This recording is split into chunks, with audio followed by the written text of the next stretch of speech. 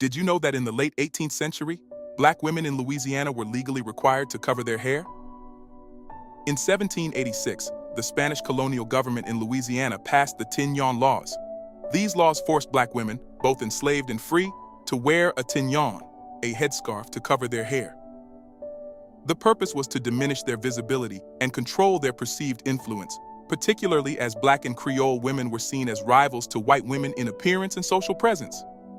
Let's face it, racial superiority was the ultimate goal. They wanted control not only of the labor of black women, but also their mindset. The Tignon laws were another way to enforce the concept that black women, free or enslaved, were not deserving of even the most basic of freedoms. What they didn't account for, though, was the rich cultural history of black people throughout the diaspora. Black women made the tignon fashionable.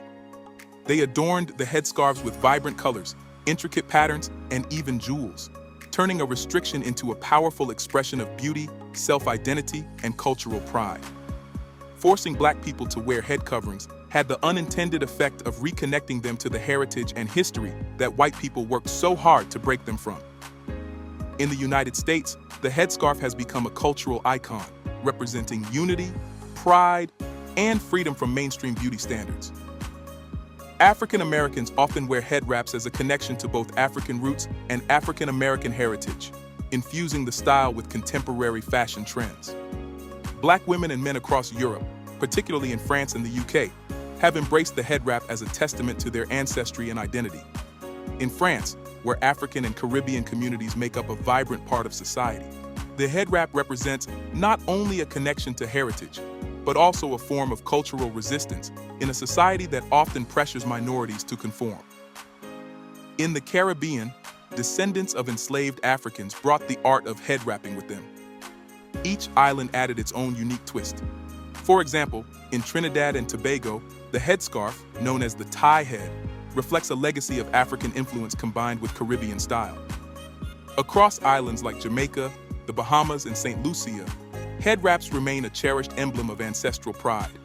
And in places like Nigeria, Ghana, and South Africa, head wraps, known by many names, such as jail or duku, have been worn for centuries for special ceremonies as well as everyday attire, connecting black people to their heritage and history.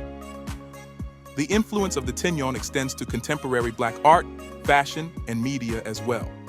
Designers, artists, and influencers worldwide now use head wraps to celebrate black beauty, creativity, and heritage, seen on runways, in music videos, and on social media.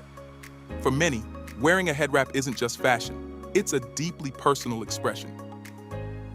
It's a nod to ancestors who used the tignon as a quiet form of defiance, turning it into a symbol of resilience.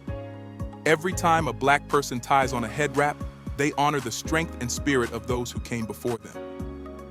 Today, the tignon is a global symbol of resistance, resilience, and identity. What was once a tool of oppression has become a vibrant expression of heritage that spans continents and generations. History is filled with stories of resistance and empowerment.